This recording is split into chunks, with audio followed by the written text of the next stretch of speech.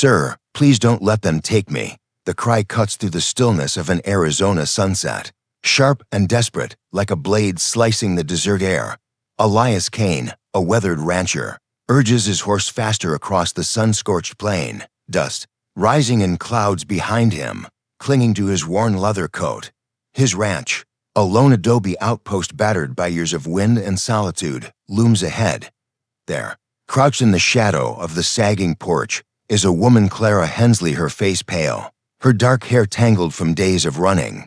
She clutches a silver locket, its chain glinting faintly, her eyes wide with a fear that's both raw and resolute.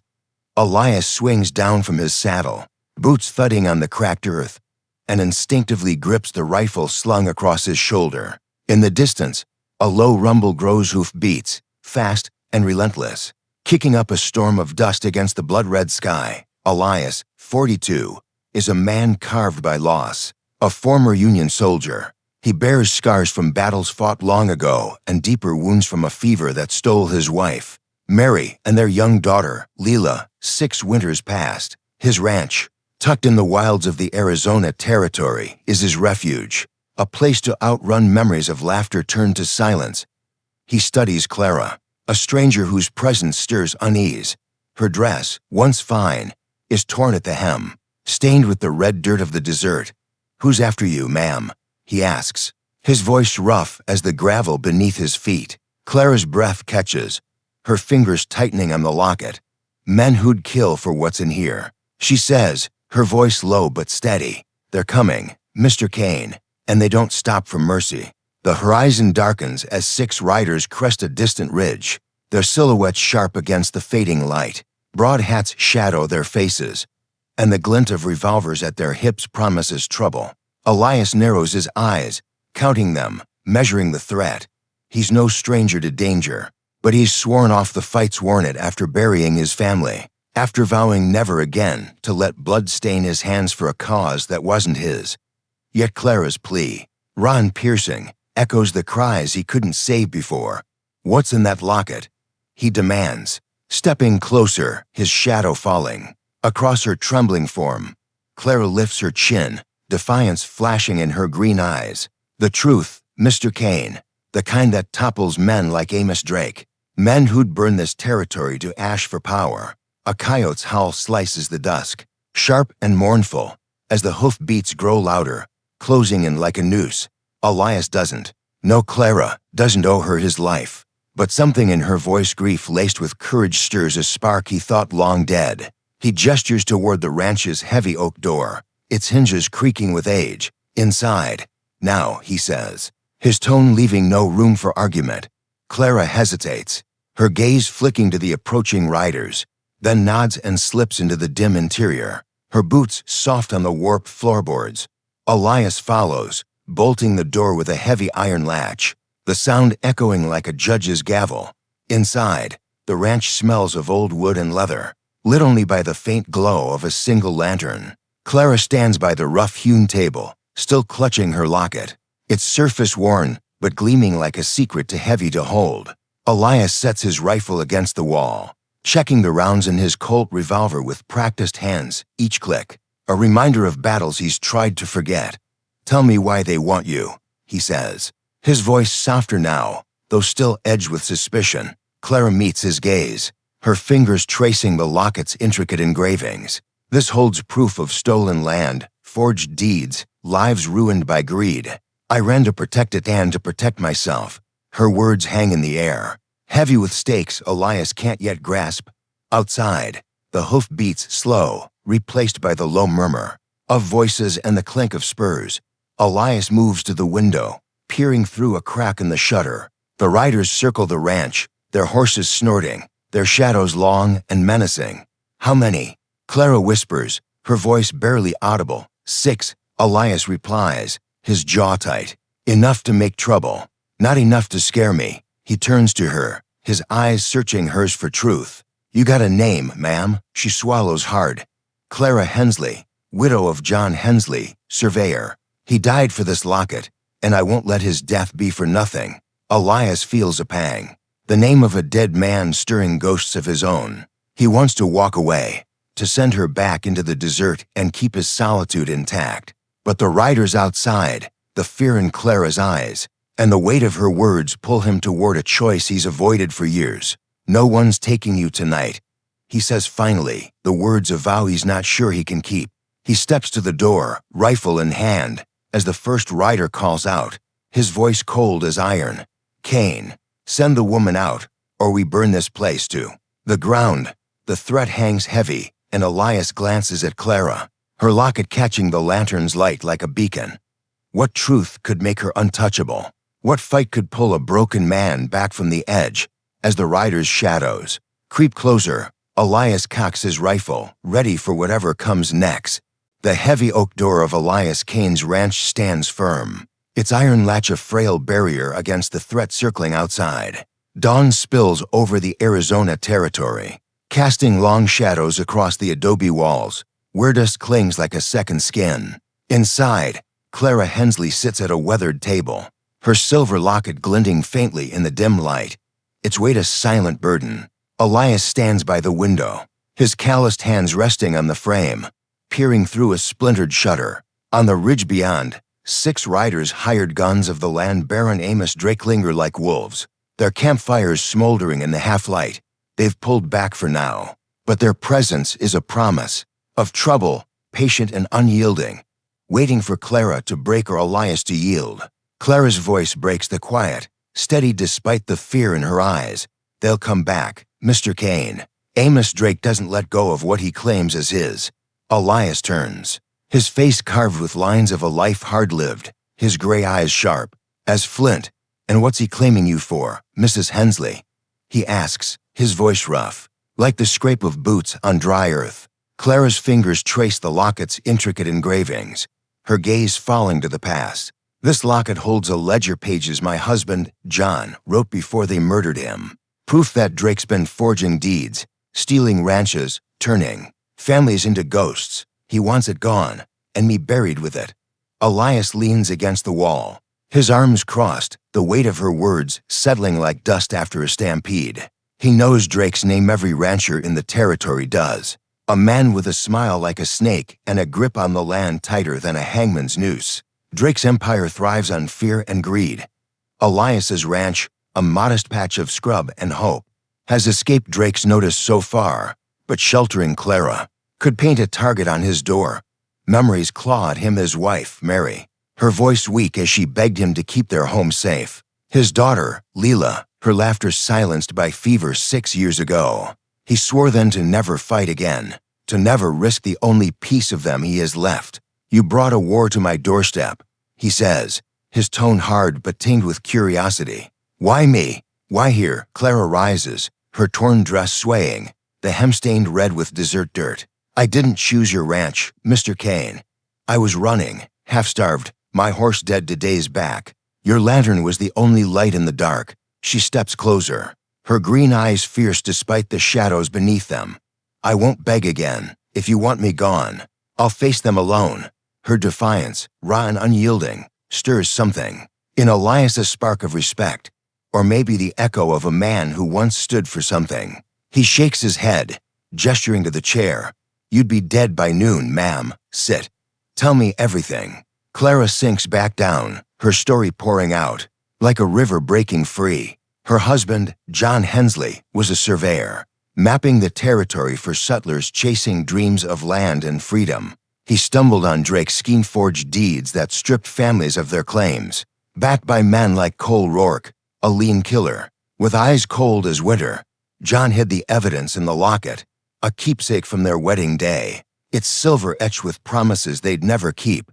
When Drake's men caught him, they left him bleeding in the desert, his last words a plea for Clara to run. 3 weeks I've been dodging them, she says, her voice cracking. Lost everything, my horse, my pack, my hope. All I've got left is this. She holds up the locket, its surface catching the dawn's light like a beacon. Elias listens, his jaw tight, his mind a battlefield of doubt and duty. Outside, a horse snorts, and he glances through the shutter. The riders haven't moved, their campfires a grim reminder of the hours ticking down. He could turn Clara out, let Drake's men take her, and keep his solitude intact. But her story justice, loss, a husband's sacrifice mirrors his own. Pain, the family he couldn't save. He crosses the room, pulling a tin coffee pot from a shelf, the clank of metal grounding him. You drink coffee? He asks, his voice softer, almost reluctant. Clara nods, a faint smile breaking through. Black, no sugar, like my husband used to make. As the coffee brews, its bitter scent filling the air, Elias pours 2 cups, sliding one to Clara.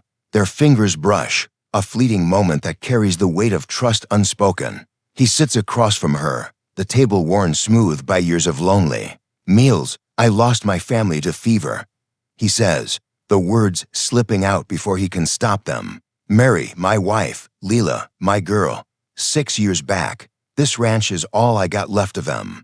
You're asking me to put it in the fire.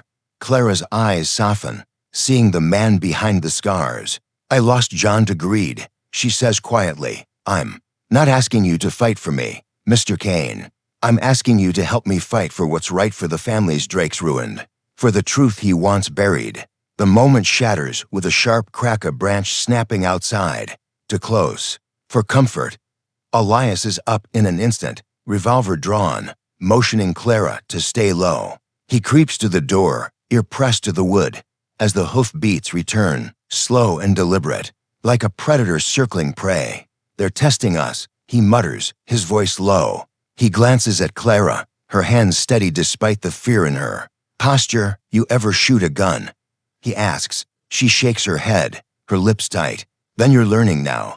He pulls a spare revolver from a trunk, its grip worn but solid, and hands it to her. Point it like you mean it, he says, stepping close to adjust her stance. His hands guide hers. Steady and sure, their breaths mingling in the tense air. Their eyes lock. A spark of something trust, maybe, or the beginnings of a bond flickering. Between them, outside, Cole Rourke's voice slices through the morning, cold and venomous. Kane, you got till sundown to send her out. After that, we take her, and your ranch burns to ash. The threat lingers, heavy as the dust that chokes. The plains. Elias leads Clara to the back of the ranch, where a narrow canyon cuts through the land like a scar. He points to a pile of rocks, carefully stacked over years of vigilance, a trap for threats like this. If they come, we'll be ready, he says, his voice firm but his heart wrestling with doubt. Clara nods, gripping the revolver, her resolve hardening like steel in a forge. As the sun climbs, Elias and Clara work in quiet rhythm, fortifying the ranch. They board windows with old planks, check ammunition, and drag a heavy water barrel to block the back door. Their glances carry more than words, her gratitude, his reluctant duty, a shared understanding born of loss. The locket rests on the table, its silver gleaming like a challenge. Elias doesn't know if he's ready to fight, but he knows he can't let Clara face this alone. The riders' campfires burn brighter as dusk nears, their shadows creeping closer like fingers of fate. Clara breaks the silence, her voice soft but piercing. You can't hide from the world forever, Mr. Kane. Some fights find you whether you're ready or not. Elias meets her gaze, his heart pounding like a war drum. Maybe so, he says, his voice steady now. But tonight, we fight on my terms. The sun hangs low over the Arizona territory, painting the canyon walls in shades of fire and blood. Elias Kane's ranch stands defiant, its boarded windows and barricaded door a testament to the stand he's chosen to make. Inside, Clara Hensley grips the revolver Elias gave her, her hands steadier now, though her heart races like a Mustang on the run. The locket, its silver etched with secrets, rests on the table, a silent witness to the storm brewing outside. The air is thick with the scent of dust and gunpowder, and the distant hoof beats of Amos Drake's men grow louder, closing in like a noose. Elias crouches by the window, his rifle ready, his gray eyes scanning the ridge where 6 riders emerge, their shadows long and menacing. Cole Rourke, their leader, raises a hand, his voice cutting through the dusk like a blade. Time's up, Kane. Send the woman out, or we tear this place apart. Elias glances at Clara, her face pale but fierce, the locket's chain glinting in her fist. He's fought battles before war, loss, the ghosts of his past, but this fight feels different. heavier, like the weight of a truth he's only beginning to understand. Stay low, he tells her, his voice steady but laced with urgency. They want to fight. They'll get one, but not the way they expect. Clara nods, her eyes locked on his, a silent pact forming between them. The riders dismount, spreading out to circle the ranch, their spurs clinking like a death knell. Elias knows a straight shootout would be suicide 6 against 2. With only a crumbling adobe wall for cover, he's got a plan, one born of his soldier's instincts and years of knowing this land like his own scars. He leads Clara to the back of the ranch, where the narrow canyon cuts through the earth like a wound. The rock pile he showed her earlier looms in the fading light. A trap. He's prepared for threats like this. When I give the signal, you pull that rope, he says, pointing to a taut line hidden among the stones. It'll bring the rocks down, cut him off. No blood if we do it right. Clara's brow furrows, her voice low, and if we don't, Elias meets her gaze, his jaw tight. Then we fight till the end. Her nod is firm, her fear buried, beneath a resolve that makes Elias see her anew, not just a widow on the run, but a woman forged by loss and ready to stand her ground. As the riders close in, their taunts echoing, Elias slips outside, moving silent as a shadow. He lures them toward the canyon, firing a single shot into the air, the crack splitting the dusk. The riders take the bait, charging forward, their horses pounding the earth. Cole Rourke's voice rings out, cold and mocking. You're a fool, Cain. Hiding won't save her. But Elias isn't hiding. He's counting steps, measuring angles, leading them into the trap. Clara watches from the canyon's edge, her hands on the rope, her breath shallow. The riders enter the narrow pass, their shouts growing louder, unaware of the rocks poised above. Elias gives the signal, a sharp whistle, and Clara pulls with all her strength. The rope snaps taut, and the canyon roars as boulders tumble, sealing the pass with a thunderous crash. Dust chokes the air, horses scream, and 4 of Drake's men are trapped, pinned behind the rock slide, their curses muffled by the chaos. But Cole Rourke is no fool. He and 1 other rider escape the trap, wheeling their horses back toward the ranch. Elias sprints to Clara, grabbing her arm. Back inside, now, they run, the ground trembling under their boots, as Cole's revolver spits fire, a bullet grazing the adobe wall beside them. Inside, Elias bolts the door, his breath ragged. Clara's eyes are wide, but her voice is steady. It worked, didn't it? Elias nods, a grim smile breaking through most of them. But Rourke's still out there, and he's mad as a rattler. In the dim light of the ranch, Clara opens the locket, revealing the folded pages of John's ledger. Her voice trembles as she speaks, not from fear but from the weight of what she's carried. This isn't just about land, Elias. John found proof Drake's working with a railroad man to push the Apache off their sacred grounds. If they succeed, it'll spark a war blood for profit. The words hit Elias like a punch. He's heard whispers of Apache unrest, of treaties broken by greed. But this is bigger, uglier. His mind flashes to the war he fought, the lives lost for causes that turned to ash. You knew this and still ran, he asks, his voice rough with awe. Clara's eyes meet his, unflinching. John died for it. I'd die for it too, if it means stopping Drake. The moment is shattered by a new sound, Cole's voice, closer now, venomous. Cain, you think a few rocks'll stop me? Give me the woman, or I burn you both. Elias peers through the shutter, seeing Cole and his remaining man circling closer, torches in hand, their flames licking the night. Clara's hand grips his arm, her voice urgent. Let me go to them. I'll give them the locket. Say I hid it elsewhere. It'll buy you time to get the ledger to a marshal. Elias rounds on her, his eyes blazing. No one's taking you. Clara, not while I'm breathing. His words are a vow, fierce and final, born of a loyalty he didn't know he still had. But then, a twisted glint of metal in Clara's hand as she pulls the ledger from the locket. If I don't make it, she says, pressing it into his palm, you get this to Redstone. Find Marshall Holt. He's the only one not in Drake's pocket. Elias stares at the pages, their ink smudged but damning, and feels the weight of her trust. He tucks the ledger into his coat, his voice low. We're both making it to Redstone. Outside, Cole hurls a torch, its flames catching the edge of the porch, smoke curling like a warning. Elias grabs his rifle, Clara her revolver, their eyes meeting in a shared resolve. The canyon trap was only the beginning. This fight is far from over. As the flames flicker higher, Elias leads Clara to a hidden trapdoor beneath the floorboards, a relic of his paranoid years alone. We move through the canyon, flank him, he says, his voice steady despite the chaos. Clara nods, her grip on the revolver firm, her fear tempered by a fire Elias can't help but admire. They slip into the dark, the ranch creaking above them, as Cole's shouts grow louder. The ledger burns against Elias's chest, a truth worth fighting for, and Clara's courage beside him is a light in the storm. The fight for justice has begun, and the Arizona night will decide their fate. Smoke curls from the smoldering porch of Elias Kane's ranch, the flames licking at the adobe walls as the Arizona night closes in. Elias and Clara Hensley emerge from the trapdoor beneath the floor. Boards, the air thick with dust and the sharp tang of burning wood. The ledger, its pages heavy with Amos Drake's crimes, is tucked inside Elias's coat, a weight that binds them to a fight neither can abandon. Clara's revolver gleams in her hand, her grip steady despite the chaos, her green eyes fierce with a courage forged in loss. Elias leads her through the narrow canyon behind the ranch, their boots crunching on loose gravel. The distant shouts of Cole Rourke echoing like a predator's call.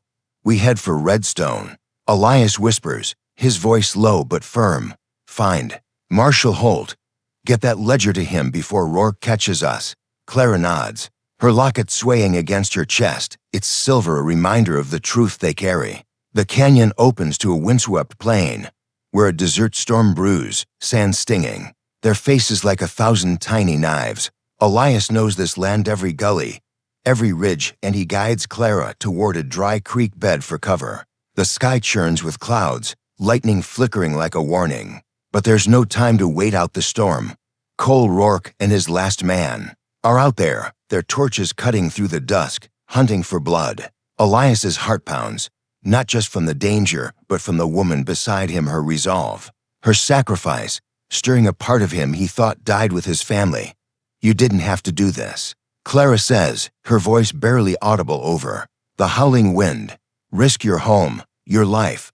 Elias glances at her, his gray eyes softening for a moment. Ain't about the ranch anymore, Clara. It's about doing what's right.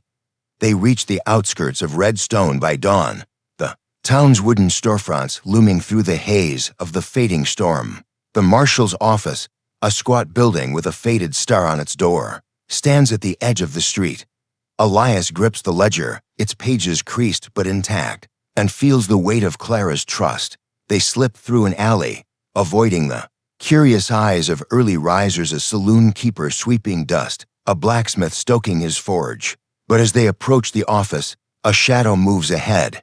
Cole Rourke steps into the street, his revolver drawn, his lean face twisted with rage. You thought you could outrun me, Kane, he snarls, his voice sharp as a spur. Hand over the ledger, or I paint this town red.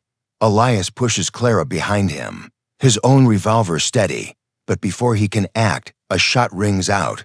Pain sears his shoulder, blood soaking his coat as he stumbles, the ledger slipping to the ground. Cole's partner, hidden in the alley, fires again, the bullet grazing Elias's arm. Clara's scream cuts through the chaos, but she doesn't freeze. She dives for the ledger, scooping it up as Cole lunges toward her. In a heartbeat, she raises the revolver Elias taught her to use, her hands trembling, but her aim true. Back off, Rourke, she shouts, her voice fierce, a widow-turned warrior. The shot she fires clips Cole's hand, sending his gun spinning into the dust. He curses, clutching his wound, as his partner hesitates, caught off guard by her defiance. Elias, grimacing through the pain, scrambles to his feet, tackling Cole's partner to the ground. The two men grapple, fists and dust flying, until Elias lands a heavy blow, knocking the man out cold. Clara stands over Cole, her revolver still aimed, her breath ragged but her resolve unbroken. This ends now, she says, her voice steady as iron. The commotion draws Marshall Holt, a grizzled man with a limp and a no-nonsense stare, who bursts from his office, shotgun in hand. "Drop it, Rourke," he barks, and Cole, outnumbered and disarmed, raises his hands, his eyes burning with defeat. Inside the marshal's office, Elias slumps into a chair, blood dripping from his shoulder as Clara hands the ledger to Holt. The marshal's eyes narrow as he reads, the pages detailing Drake's forged deeds and his collusion with a railroad baron to displace the Apache. "This is enough to hang him," Holt says, his voice grim. "But Drake's got friends in high places. It'll take time to bring him down." Elias, wincing as Clara binds his wound with a torn strip of her dress, meets Holt's gaze. "I ain't a soldier no more, but I know a fight worth winning. You get that ledger to the right hands." Holt nods, tucking the pages into his safe. "You've done more than most, Kane. You and the lady." Clara's hand lingers on Elias's arm, her touch gentle but heavy with meaning. "You didn't let them take me," she says softly, her eyes searching his. Elias, his face pale from blood loss, manages a faint smile. "I told you, Clara. Not while I'm breathing." The words carry a weight beyond the fight, a promise born of shared scars. He sees her now not just a fugitive, but a woman who's given him a reason to live again. Clara's own heart shifts, the grief for her husband John softening in the light of Elias's sacrifice. They sit in silence, the ledger's truth of victory, but the cost written in the blood on Elias's coat, and the smoke still rising from his ranch. As Holt prepares to arrest Cole and send word to the federal authorities, Elias and Clara step outside, the morning sun breaking through the storm clouds. The town of Redstone buzzes with whispers of the confrontation, but Elias's focus is on Clara, her locket catching the light like a beacon of hope. "What now?" she asks, her voice soft but steady. Elias looks toward the horizon, where his ranch lies, charred but still standing. "We rebuild," he says, his voice firm. "Not just the ranch. Something bigger." Their hands brush as they walk, a quiet connection that speaks louder than words. The fight against Drake isn't over, but for now, they've won something more: a chance to heal, to fight, to live. The morning sun casts a golden glow over Elias Kane's ranch, its charred porch and blackened beams a testament to the fight that nearly claimed it. Elias stands by the graves of his wife, Mary, and daughter, Leela, a freshly carved wooden cross. In his hands, the earth is soft beneath his boots, still damp from the desert storm that passed in the night. He kneels, placing the cross beside the older markers, his fingers lingering on the wood as if tracing the outlines of a life lost. Clara Hensley stands nearby, her torn dress swaying in the breeze, her silver locket glinting like a quiet promise. She scatters wildflower seeds across the ground, their delicate petals a whisper of hope against the scars of the land. The ledger, now in Marshal Holt's hands, has set a fire of its own, one that could burn Amos Drake's empire to ash. Elias rises, dusting his hands, his shoulders still bandaged from Cole Rourke's bullet. His gray eyes, once clouded with grief, carry a new light, kindled by the fight he and Clara won in Redstone. Clara steps closer, her voice soft but steady. "You didn't just save me, Elias. You gave me a chance to finish what John started."